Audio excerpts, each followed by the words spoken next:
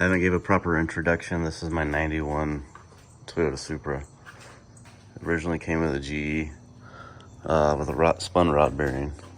It's pretty clean. There's no rust on it. I had an 89.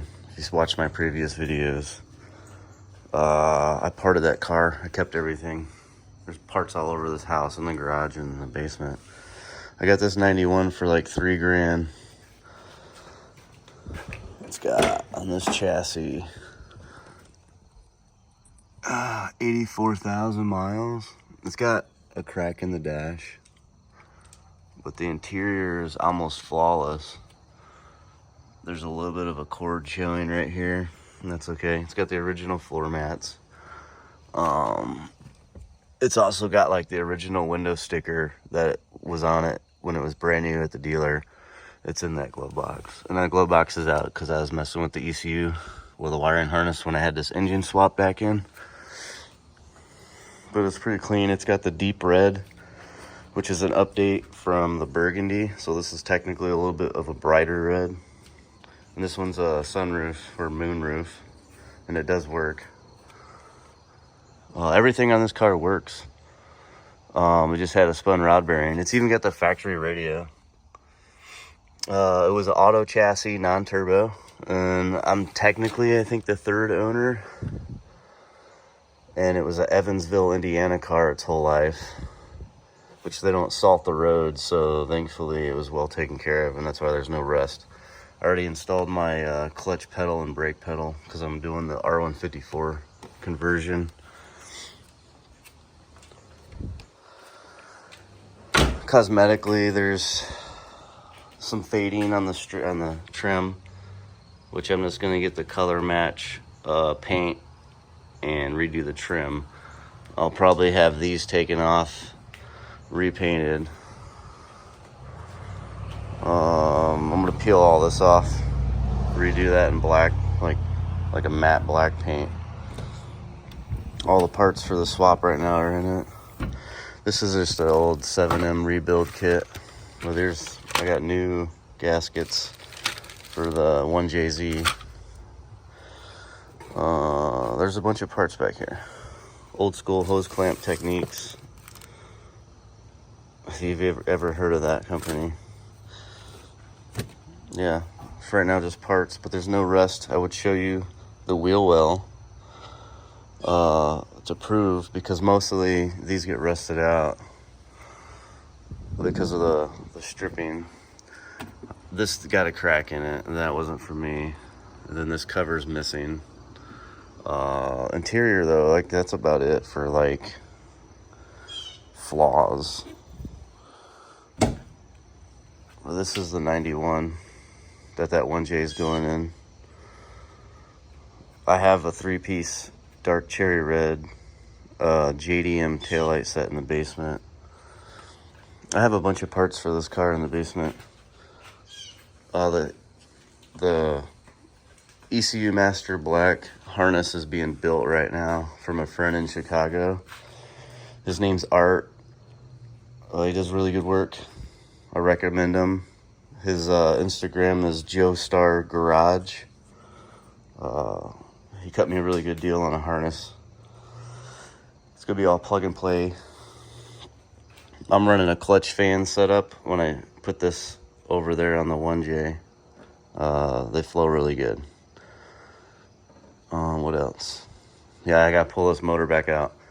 So what happened was I shouldn't have did it. I inspected the rod bearings on the 7M GTE engine and drove a couple ARP rod bolts in, realizing I shouldn't even mess with that. When I put it in this chassis and fired it up, it immediately spun a rod bearing. So 2 rod bearing 7M engines destroyed, which they're all right engines, but I mean, the JZ is just light years ahead in like reliability and performance. So it did force me at that point to just pull the trigger. I drove to Chicago and buy this engine. It was really expensive. For a 1J, it was ridiculous. It was $7,500, but it came with another R154, so that alone's about $2,000 to $2,500. So $5 grand for a 1J, non-VVTi. So far I just put new valve stem seals in it. BC 264 cams I got a deal on. The stage 2 springs, titanium retainers. So just that. New cam seals. Basically the refresh stuff you would do for a 30-year-old engine, because rubber turns into plastic, so all the seals need to be redone. This is just sitting on there. 2JZ water pump, you have to do that for the conversion because these came with a hydro pump. This is a Toyota Sequoia alternator. It's 150 amp. There's a slight mod you have to do. You have to grind off just a little bit of this ear. It's about 4 millimeters, I think, worth of material, and it was like not that hard to do at all. So it's an upgrade compared to like the 70 to 90 amp alternators that came on these engines. It's got a fluid damper, crank pulley, new timing tensioner, or serpentine tensioner. This was like rusty and damaged on the engine when it came. New AC compressor. I'm reusing the power steering pump. It should be fine. I should have painted this wheel, but it's fine for now. I might just buy the drift motion one. New timing belt, new cam seals, new front main seal. It's got a, I can't remember if it's drift motion. Yeah, it's drift motion. Billet timing belt tensioner. Pretty much kind of bulletproofing. I would like to rev to like 8,500 RPM. Not to do it all the time, but just because of the sound. Like these 1JZs just sound really freaking cool. So what left I have to do? This intake's just held on with 2 nuts right now. I was just kind of going back over fitments. I had to make some changes for clearancing. The pulse dampener, it didn't fit like in the middle. It kept hitting this cam sensor. There's 2 on a 1J non-VVTi. This one won't be used. I only need 1 for the standalone. But it kept hitting there. And then I had the fuel pressure regulator back here, which I'm concerned there was going to be clearance issues with the firewall and I didn't want to damage it. So I put an 8AN swivel for the supplies coming in the rear. The return will go out the middle.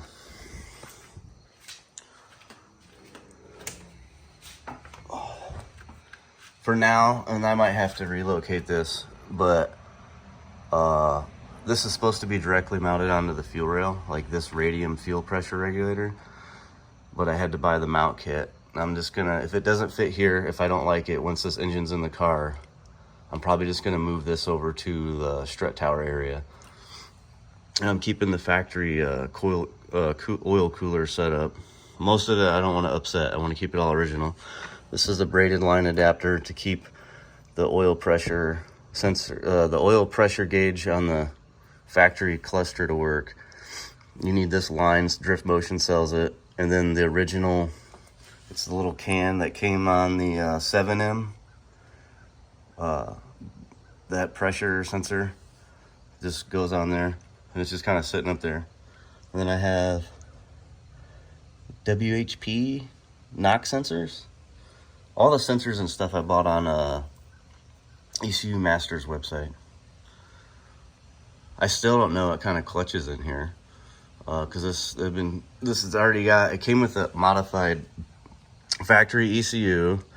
It looked like the harness was already spliced, and then it has a C's short throw shifter, which is like old school, a rare JDM part. It's kind of cool.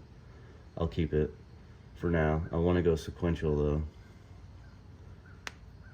But I have 2 R154s now. There's one here, and then I have my other one back over there by this filing cabinet, just kind of chilling out.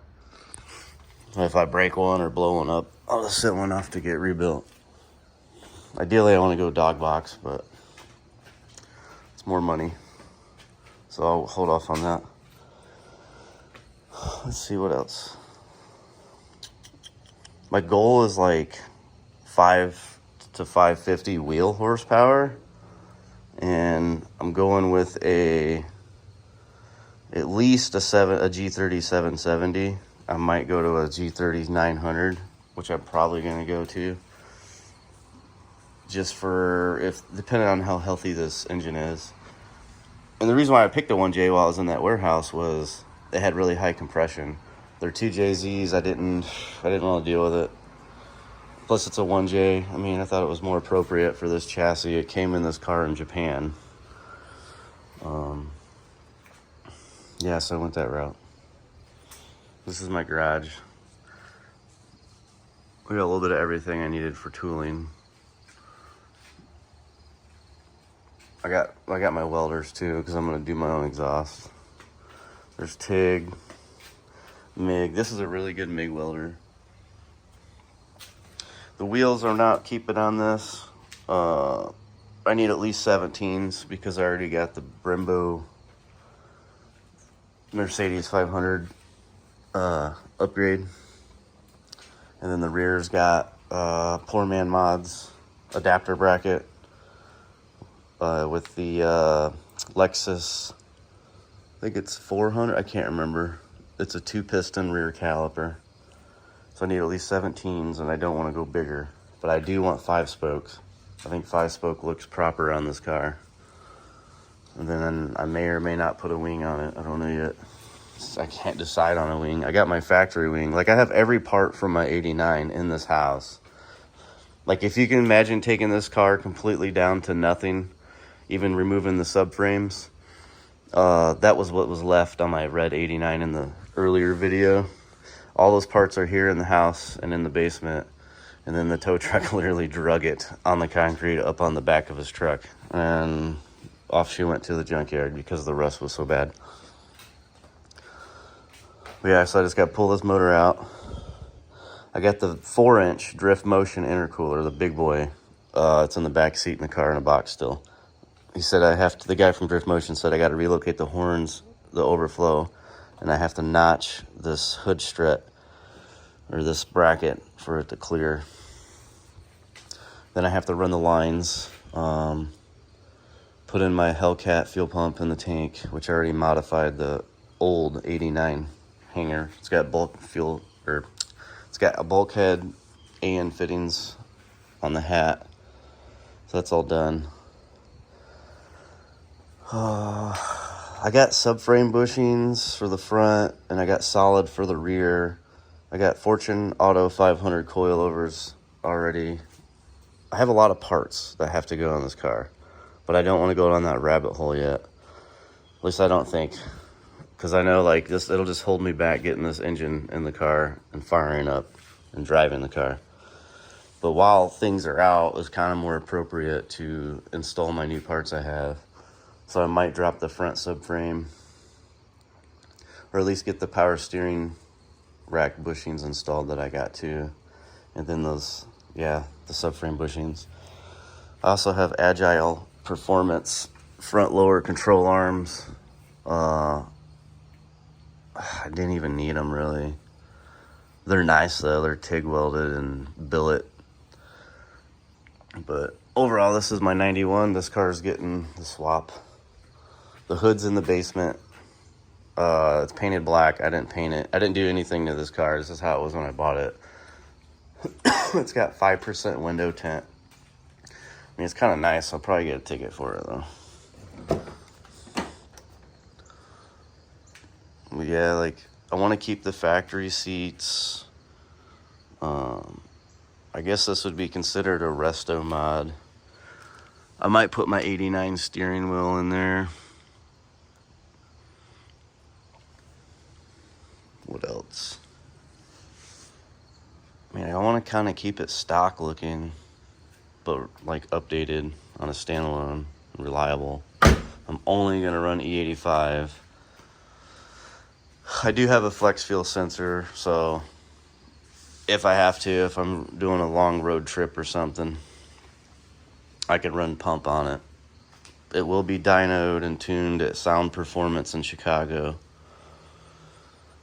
What else?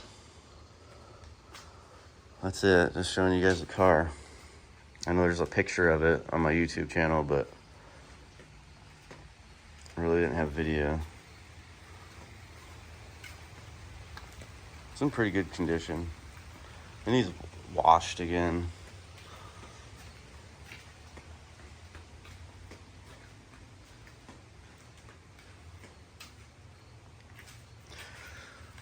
There's a flaw.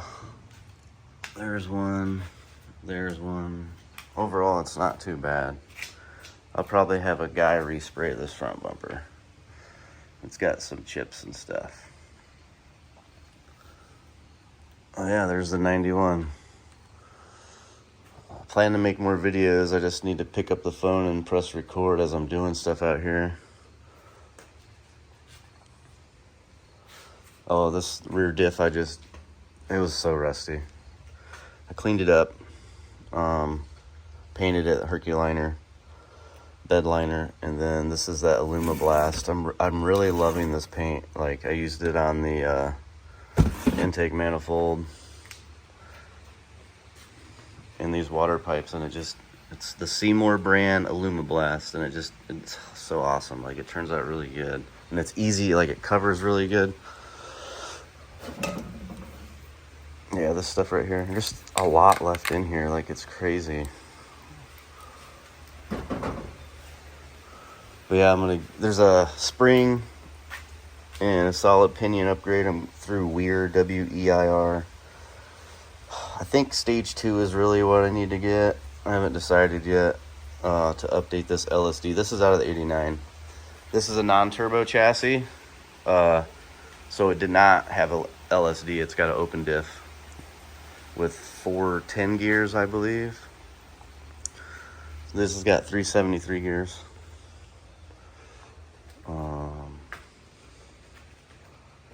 Yeah. In the rear subframe, I'm going to probably take the old 89 subframe while it's out and in the basement and do the weld up reinforcement, like the bars and the extra 1/8 plate around the diff housing area, because they're known to crack.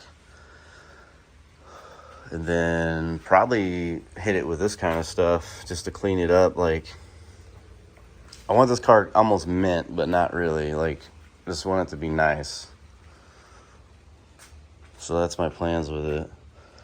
So for now, it'll be, well, I got a drift motion lightweight flywheel. It's got a Southbend clutch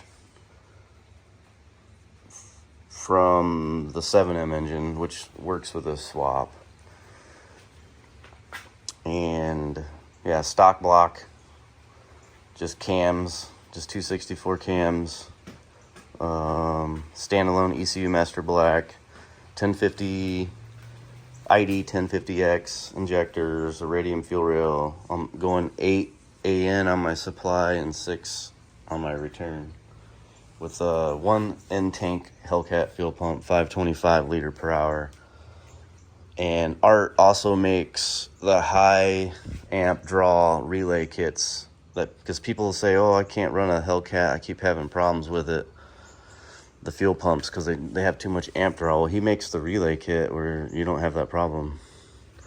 So I recommend going to him, Joe Star Garage. Reach out to him and you won't have any issues. He makes them usually, I think, in a dual relay setup, so if you want to run 2, you can. And then be careful if you buy a Hellcat pump. Make sure it's not a Chinese clone. There's a lot of fakes out there. So I made sure I got a real one. So that'll be my setup. I should be good for 550 wheel on E85, like easy and reliably. I want this to be a daily. I want to enjoy the car. Well, yeah, and then I'll probably get that sequential shifter. I mean, this is nice. I made this shift ball. It's a 2-inch ball bearing. It's pretty heavy. Yeah, this is it. Stay tuned watching my videos. I'll try to release some content. Next thing I need to do is separate the trans from the engine, pull the flywheel and clutch, install the new rear main seal, put this on the engine stand, my red one back there, so that I have my cherry picker available, put the trans off to the side, and then get to busy pulling this engine back out. All right, thanks for watching. Like and subscribe.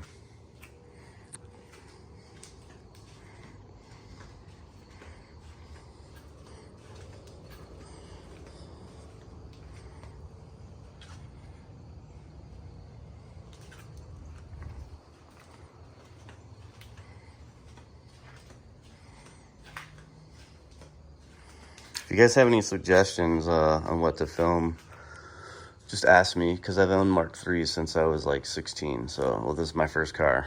I'm 37. I joined the military. Now I'm retired. I got my car back and parted it out. But yeah, any suggestions, let me know. Peace.